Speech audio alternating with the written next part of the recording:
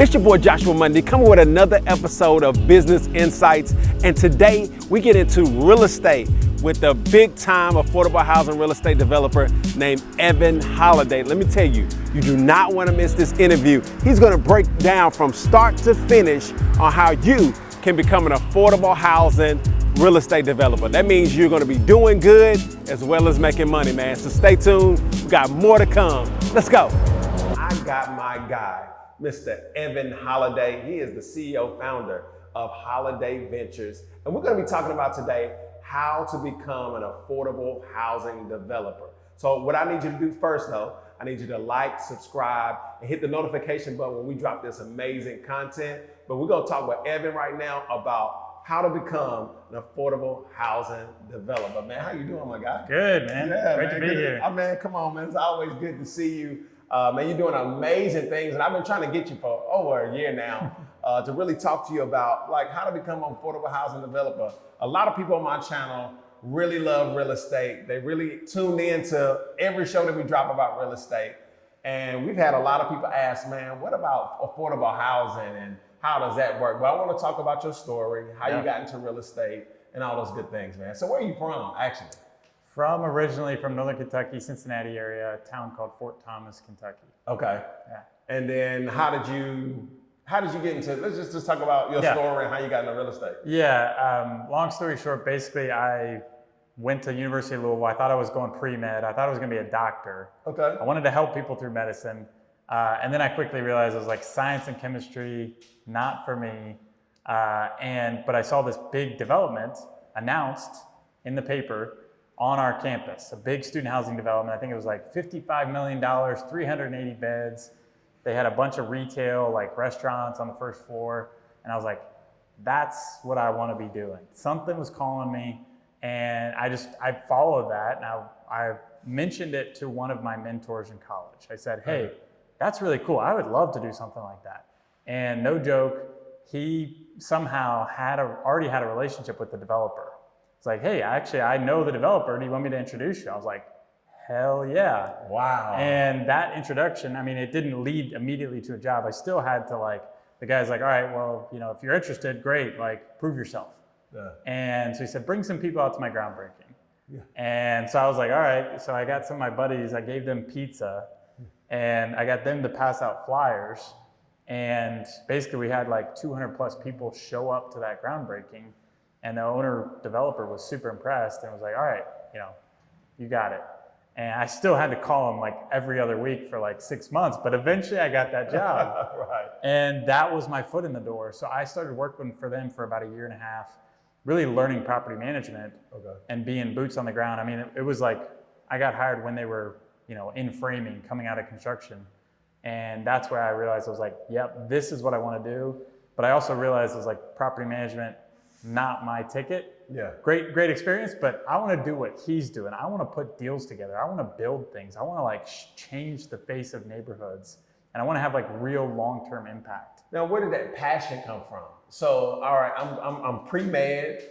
Is your family in real estate? Where did that passion come from where you saw this and then a light bulb went out, went on? What was that I don't know, thing? man. I mean, this sounds crazy, but I played a ton of SimCity growing up. Okay. And I just loved playing that game. I loved building. Did you play Sims. Monopoly too? Yeah, Monopoly, okay. Life. I love all those games.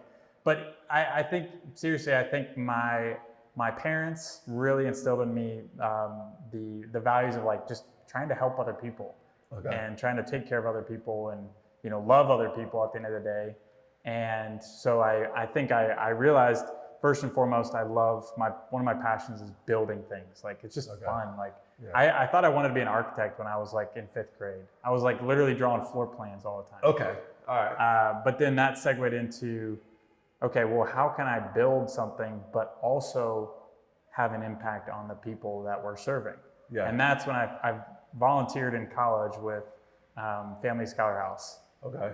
Amazing nonprofit. They do affordable housing for single parents going back to get their college degree. Okay, gotcha. And usually single parents that nobody in their family's ever gotten their college degree.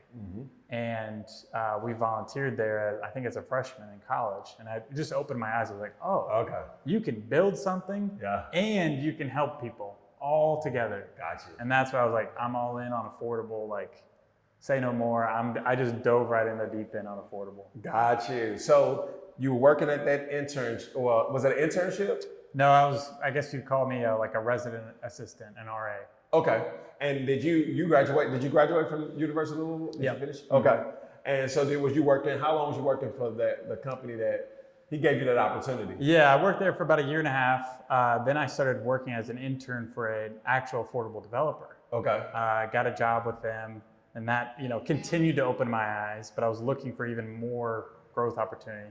And then part of a class, it was an entrepreneurship class. They're like, hey, you guys need to start a business. So I told my group, I was like, guys, we are doing development. I don't care what you guys want to do. We're doing development. So I convinced my team. We basically figured out other students at University of Kentucky were coming up with this great concept of basically taking houseboat manufacturing plants in Somerset, Kentucky, and taking that same layout of a houseboat, but in building it in the warehouse, the same skilled workers, but putting it on a foundation instead of on water. Gotcha. And this was right 08, like right after 08, 09, like a ton of people had been laid off. They laid off 1,100 skilled workers. So they're like, how can we put people back to work in those same factories, building the same boxes and being able to build affordable housing at the same time? Gotcha. And so they came up with a plan, but it was really, for them, it was more of a concept. We're like, hey, that's a great concept. Can we turn that into a business? And they were like, yeah, that's awesome. Like, we thought it was just for a class.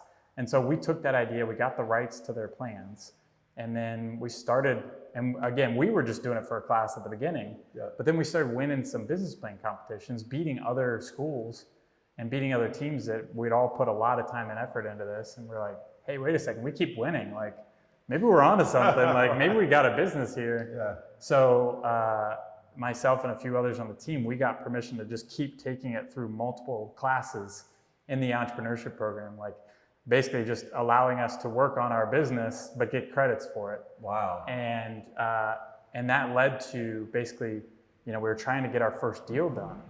And I was coming out of college, I just graduated, we were still working on the business. And I had approached other developers because we knew, we were like, we can't do this on our own. Like, there's so many variables, like we can't take that first leap on our own if we want to really get to the scale of units in the development. So we were looking at, like, our first deal was like 20 to 40 units, something in Louisville where we all lived, and doing it modular. So we built it off site and put it on site. And I was looking for partners, and I had approached this group in Louisville, and they were one of the top affordable developers in the country. I was like, hey, we should do a deal together. And after a round of golf, which I'm terrible at golf, but somehow, and I've seen you playing golf. Yes, sir. Yes, sir. But yeah, I'm pretty bad at golf, but somehow I played the game of my life, and we just had a blast all day. And by the end of it, they're like, hey, you want a job with us? And I was like, man, I could learn something from these guys. I really could. It, like, combined with their leadership team, they had 100 years of experience in real estate. Wow. And I just knew, I was like, this isn't my forever home, but this is definitely a huge step in the right direction to where I want to go. Yeah. So I took that leap and joined them a month later and worked there 6 years. And they threw me, like, straight in the deep end. I'm talking like 5 days on the job. I was on a plane to Brownsville, Texas, looking for affordable development sites in Brownsville, McAllen, and Harlingen, Texas, on the border. Like, I could see the border of Mexico.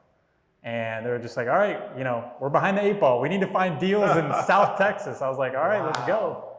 And I didn't know much of anything, but I just dove all in. And that's a lesson, man. That is a lesson for people that if you want to get into a field or you want to learn something, sometimes you need to go work for somebody. Like, a lot of times, we want to go and start the business or create it on our own, but sometimes you need to go and study under someone. And you studied under someone for 6 years, before you launched your original company. I'm glad you brought that up. I think it's a huge underutilized path forward. And I think I got a cheat code. I call it like my cheat code or my back door, entry into, like, doing 200 to 300 unit deals. Like my first deal with them, I sourced the land. I think I started there when I had just turned 23. Wow. Sourced the deal when I was 24, closed the deal when I turned 25. Wow. That first deal, 192 units, $32 million in development. That's like, I would never be able to do that on my own. Like, that's crazy. Right. But with the guidance, the mentorship, the oversight and the structure around it, like, that's my first deal. And so now from that point forward, big deals don't scare me. I know how to do it. I have the experience, I have the network, I have the relationships. Like, that just started me on a whole nother level. Whereas if I were starting on my own when I was 23, I would be just banging my head against the door, or starting with single family and duplex, and then maybe 5-10 years later work my way up. So that it makes sense. It's starting to make sense, because I always wondered. I said, Evan didn't start doing like single family or duplexes or like triplexes. I'm like, this dude come out the gate with 100 units. I'm like, how's he doing this? But it all makes sense, because that's all you learned was how to do big deals. It wasn't small deals. Yeah. So what made you leave that company? Were they was like, okay, we're going to help you start your own? Or was it something where he was like, okay, now it's time. I've gotten enough information. Now it's time for me to go do my own deals. Yeah. So I always knew, I always had like entrepreneurial bug since I was a little kid. And I knew I was going to do my own thing. Yeah. And I knew that was a stepping stone, or learning ground. But I eventually hit a point where I was like, man, I am doing like 99% of the work. I'm leading the Nashville team. I was basically running the Tennessee and Louisiana markets for this other group. Yeah. And I was like, man, I'm doing all the work here. Like, and I know as soon as I call the principals, I know what they're going to tell me. Like, I'm already thinking at that level. And so I got to a point where I was comfortable enough with my own decisions. I was confident enough. And also there was a point where I was realizing, I was like, wow, I'm being vastly undervalued here. Yeah. And it was kind of the rub of those two things, where I'm like, man, I'm ready, and I'm being underappreciated, undervalued, underpaid for the amount of value. I mean, I think I did $225 million worth of total development while I was there. Wow. And I saw a tiny, very little fraction. What was your salary there? When I started, when I was 23, I was at $60K. By the time I left, I was at 120. Okay. And then they were supposed to be giving me percentages of deals. Yeah, like bonuses. But that was basically the way they structured it, was they wouldn't have that payout until the deal completed, which is like 5 years away. So I had done I think it was like 1,300, 1,400 units with them, and created millions of dollars worth of value for them. And I was really not seeing much of any of that. So I had a candid conversation with him. I was like, hey, look, and one of the deals we did here in Nashville was like one of the best financial deals for them in the history of their company. Wow. For a 30-year company. And I was like, hey, I think this deserves a little bit better, residual for me. Yeah. And given that it's such a great deal for you guys. And they're like, yeah, we'll think about it. Yeah. And eventually just never got there. And I was like, all right, I think this is my time. And that's when I said, you know what, and I actually hired a coach. Mm-hmm. I hired a coach maybe like 6 months before I left, because I knew, I was like, I kept taking little baby steps to getting on my own, and I knew that's where I wanted to go, but I wasn't taking the leap. I was too comfortable. Yeah. And I started the podcast, which was great for my marketing, my branding, getting my name out there, and also relationship building. It just opened so many doors. Yes. And that got my name out there, which, the company I worked at hated that, but I was like, man, I'm a producer. It doesn't matter. Right. And so I got my name out through the podcast. Then I started doing my own deals. We did some smaller flips, which is funny. I kind of went backwards. I did a 200 unit deal first. And then I went back with Jeanette, my wife. We did a house hack with an Airbnb that we lived in. Okay. And then we did a triplex. We did a full gut rehab on a triplex and turned that into 3 Airbnbs. So we started gaining some other income outside of the business, so we could feel comfortable making that leap. Yeah.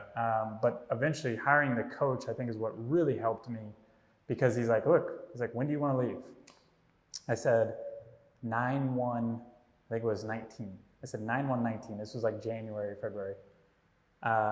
He's like, all right, let's count down to that. He's like, what do you need to have, like what kind of mental space or, income or, things set in motion or completed by that date in order to make the leap.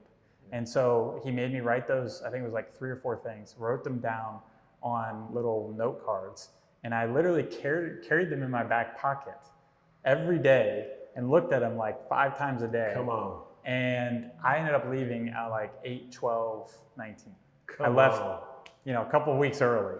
And I was like, holy shit, this Yeah. works. Yeah. This actually works. And it was funny though, because I remember like I was carrying it in my pocket and I was like, sometimes they would I'd pull something out and they'd accidentally fall out while I was still working for the other company. I was like, oh shit. Yeah. Nobody see that.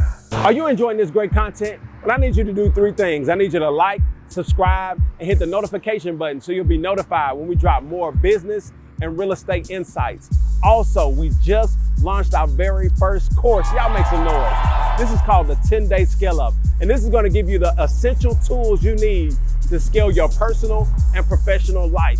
So make sure you click the link below and join us in the Scale Up business community. Let's go.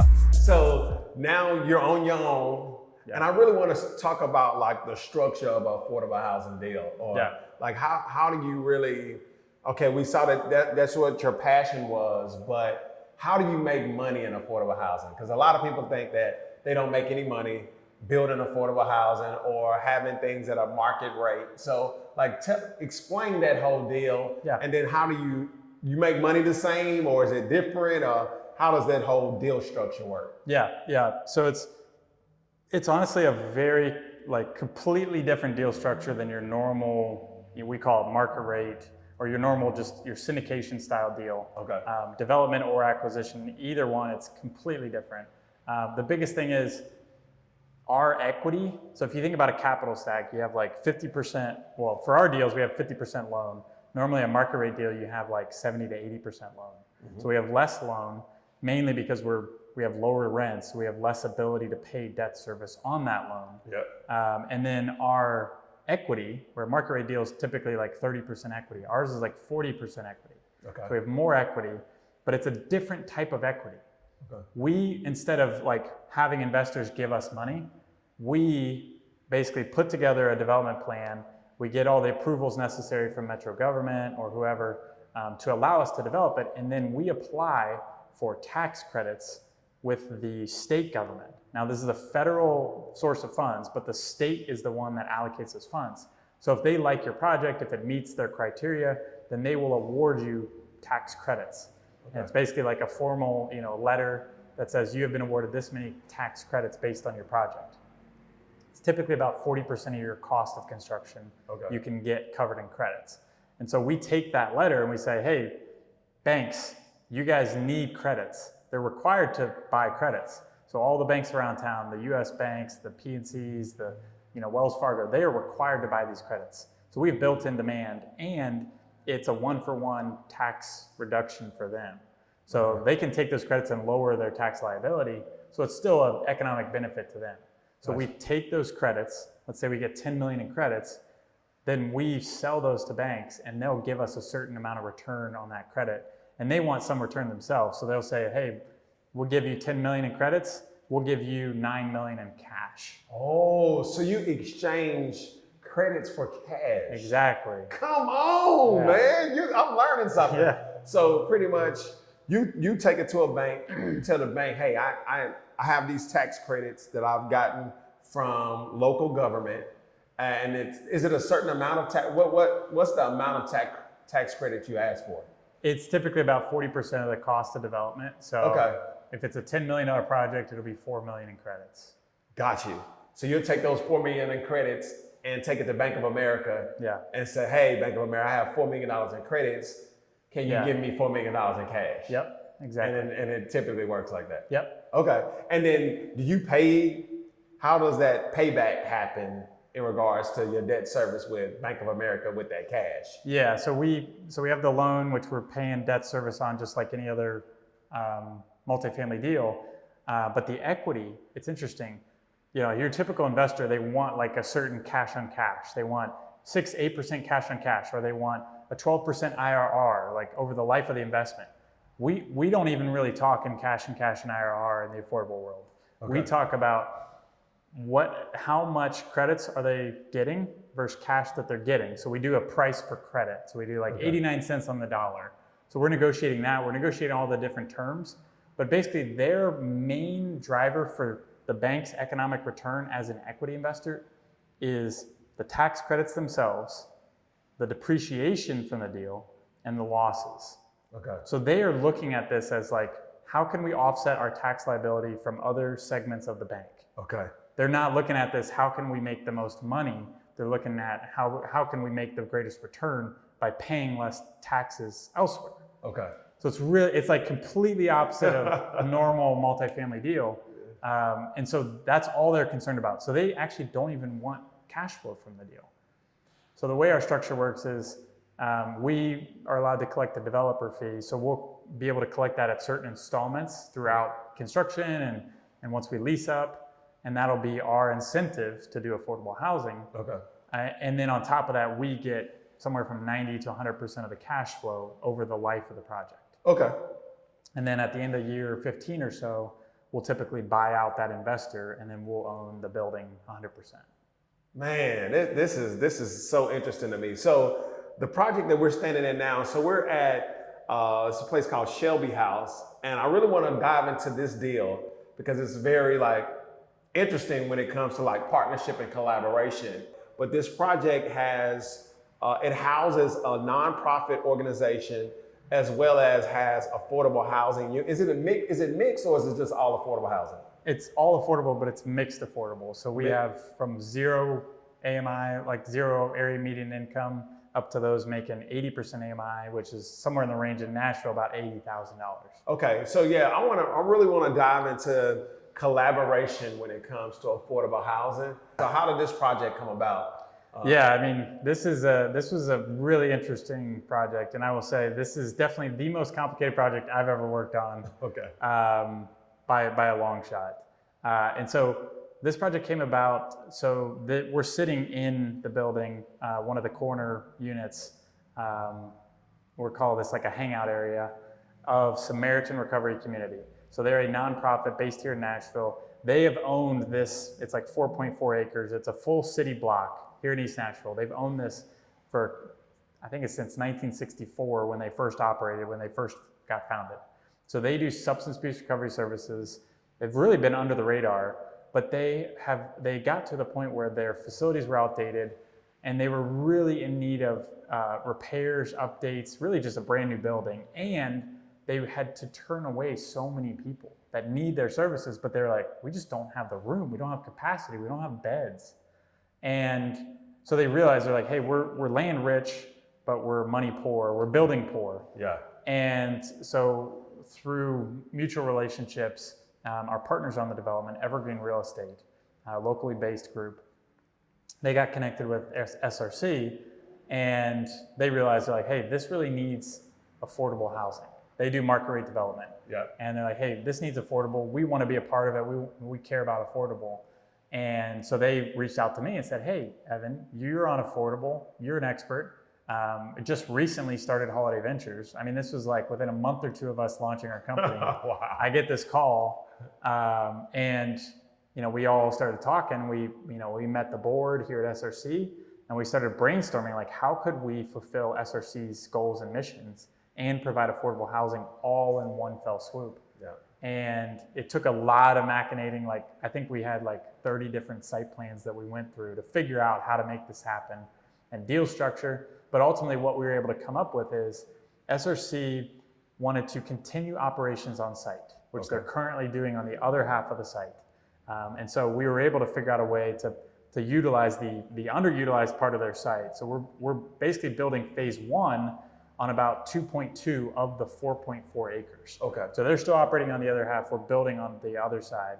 And this brand new building will take them from 50 beds to 132 beds. Wow. So we will more than double their capacity and take them, they're currently about 30,000 square feet. We're gonna take them to 71,000 square feet. Wow. And this is all, like you can see, I mean, we're still under construction, but this is brand new state-of-the-art space for this nonprofit, whereas the building they're in is from the 60s and is just falling apart on the inside.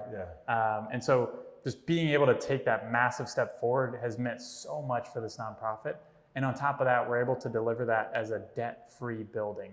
So they owe nothing on this building, and they'll be able to take the keys and have no debt on it.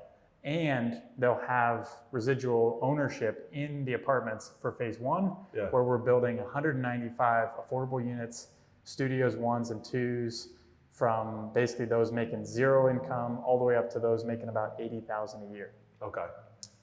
And I was just going to add, I think another amazing piece of this puzzle is we also created priority access for the graduates of the substance abuse recovery program as they go through the multi-step program. Once they get to transitional living and once they're on that like step toward independence, really, like they have a source of income, they're on their way to independence.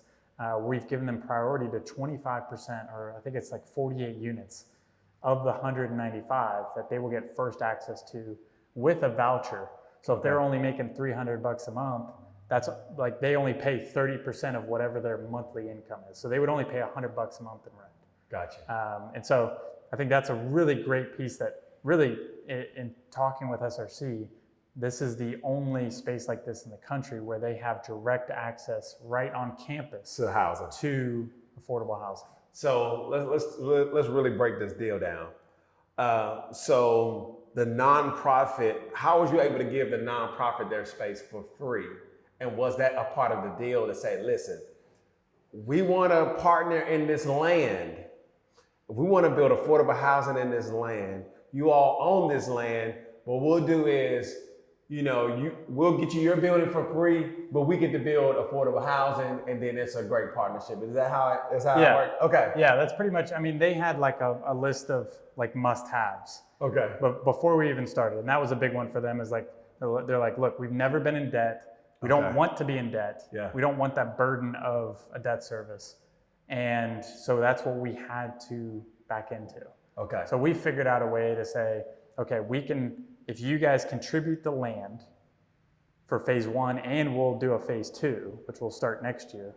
Once they move into their new building, then phase two will be free and clear. Yeah. So basically, they're contributing land for 2 developments of affordable multifamily.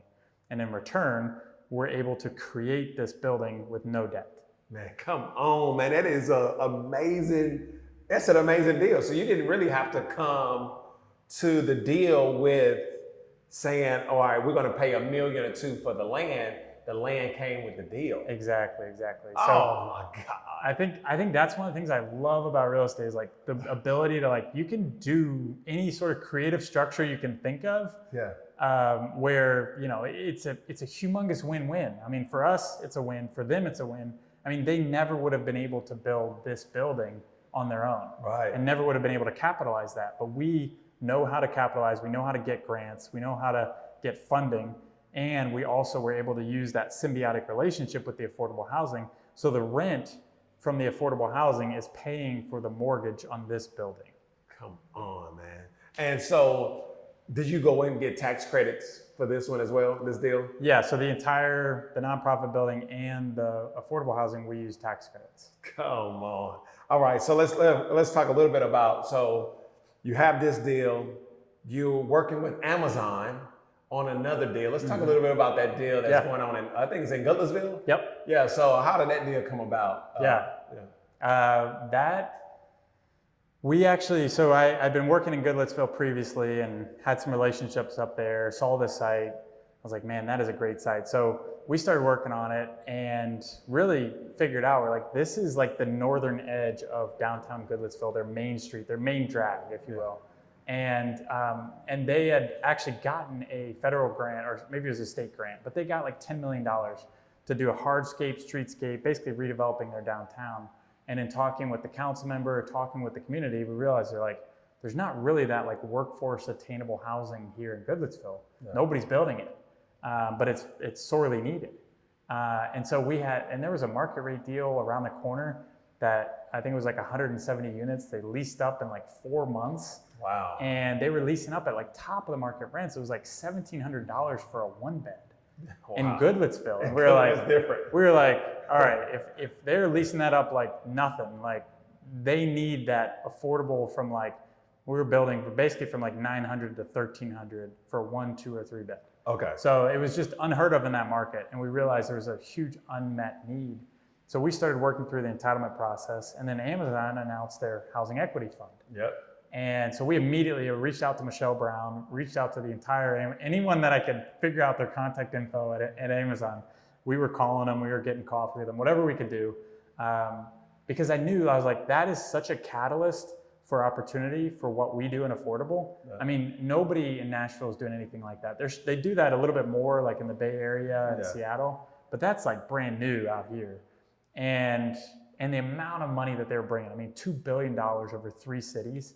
I mean, even if we got a quarter of that, that's just amazing amount of money like pumped into affordable for Nashville. So that's why I knew, I was like, we need to do a deal or multiple with Amazon, figure out how to be like their preferred partner. Yeah. So it started with relationship building, and then that segued into, getting an early application into their program. And honestly, like it was interesting at the beginning of the program, like I think they were still trying to figure out how to set it up. Yeah. But maybe a little background on the deal. It was 311 units. It was built sustainably, Energy Star certified. We're having like a huge solar array on the clubhouse with battery backup, so the whole clubhouse will be almost 100% sustainably powered. Okay. And we'll have over 11,000 square feet of retail mixed-use space on the first floor of the buildings facing Main Street. Gotcha. So we're trying to build that like live, work, play at an attainable price point. Gotcha. And let's talk about, because I know a lot of people will say, well, how do I get the money to do these type of deals? That's the number one question that I'm going to see in the comments where, okay, how do I get the money? How do I put these deals together? So with that type of project, do you go buy the land first, or do you put the land under contract and then you build your plans and then see if it gets approved before you buy the land? Like, what is the kind of like the deal structure of an affordable housing project? Yeah. Well, something one of my mentors told me, which was super, super valuable. Land is a liability until you can develop it. Yeah. And a second one is, it's better to control land than to own land. Okay. Because I think people get into this like the mindset of like, oh, if I'm a developer, I got to buy land. It's like, no, you don't want to buy land. Okay. Not until you're ready to build on it, because until you're ready to build it, it's just going to cost you in taxes, in mowing the grass, in debt service. Yep. If you take out a mortgage, I mean, and we have bought land in the past, I mean, we could pay upwards of like 20 grand a month in mortgage right. on a piece of dirt that's making us no money. No money. I mean, that's a huge liability. Yeah. And you don't want that drag on you or your business, especially when you're getting started. So we always say, you push out your contracts as far as you possibly can. You put, basically, if you can get a seller amenable or agreeable to it, make it so that your contracts are tied to certain approvals that you need to get a development done. Okay. So you say, hey, I'm due diligence period is going to be at the later of 180 days or when I get building permits. Okay. Usually building permits are going to take, maybe 180 days, maybe a little bit longer. But if it goes a little bit longer, that way you're already covered. You don't have to like renegotiate with the seller. It's already built into the contract. Gotcha. So we try to do that as much as we can, because there's so many unknowns with development. It always takes longer than you think. And so don't buy land if you don't have to. Don't buy land if you do not have to. So build it in your contract where you can get all your approvals and all the things that you need before you have to write a check for that land. That is some good information right there. So pretty much with the Amazon deal, are they putting into the deal? Yeah. Is your loan with Amazon, or is it still with the bank, and did you have to get tax credits? How did that kind of whole situation work? Yeah, and in the land on that one, we had a 2-year and 1-month contract. So we literally had a 25-month contract. So we did not buy that until we were ready to close, but we secured. Hold on, so you had a 2-year option to buy on that land? Yep. Yeah, I mean, we had to pay for it. Like we had installment, gotcha. Like earnest deposit installment, extension. Gotcha. I think by the end of it, we probably put up like 75 grand over 2 years to keep it under contract. Oh my God. Is this only in the large scale deals, or this happening? I would say, yeah, it depends. I mean, if you're looking at a prime piece of real estate that's already zoned, that's downtown, you're probably not going to get more than like maybe 3 to 6 months. Okay, gotcha. But yeah, I mean, land you typically get a little longer because sellers know and brokers know that you need time to line up financing and line up permits. Yeah. But if it's a desirable site at a decent price, like they'll want you to close quick. Man, that's awesome. So let's just talk about the vision for Holladay Ventures. What do you see? Where you see the future? Is it just building in Nashville? Are you looking to expand and scale? And then what is your scale strategy around that? Yeah, good question. This is always top of mind for me. But yeah, our vision, our strategy, our BHAG is our big, hairy, audacious goal is creating or acquiring 100,000 workforce or affordable housing units across the U.S. And so we're thinking big, and that's within the next 20 years. Yep. And we're at the point now where we're at like 500 units under construction. So we're like, great, we're at 0.5%. Let's go. And I think for us, like for me, in setting the vision, the course for Holladay Ventures, like I think we want to make such a massive impact, and we want to make a dent in affordable housing. Okay. So that's not just a number. That's not a number. That's one metric that we use as a barometer. No. But it's so much more than that. Like for us, it's education. That's why we're on TikTok and YouTube and social media. It's like helping people understand like what is affordable housing and why is it important and how do you do it? Because we know we're like 100,000 units may not be just us. Maybe it's also us teaching other people how to make that happen. Better believe it. And so we have our Affordable Development Mastery program, our coaching program that we taught people how to do exactly what we're doing. Yep. We have podcasts, but that's a big piece of it too. And also just being an advocate and a innovator on construction. Yep. And the way that we do real estate, you know, from services to supportive services, like we're going to be offering supportive services to all of our residents here. Yep. That's typically something only nonprofit affordable housing providers do. So we're taking that extra step because we want to actually make a meaningful difference. We don't want to do the status quo. We want to take it that extra step. Yeah. Well, listen, man, this has been such great information. Listen, we're going to be partnering with Evan to provide you a scale-up affordable housing course that you'll be able to take and get this type of information, man. Because I learned a lot around tax credits, and offline, I'm going to be a part of this affordable housing mastery program because I really want to learn how to leverage tax credits. I learned so much today. Now, what did y'all think about that episode? Did I lie to you? I'm telling you, Evan gave you the blueprint to really show you how to get into affordable housing real estate. And we're going to be dropping more content like this. So make sure y'all like, subscribe, and hit the notification button so you'll be notified when we drop amazing real estate content. So listen, next week, we have another Titan that we're going to be interviewing. So be sure to join us. Let's go.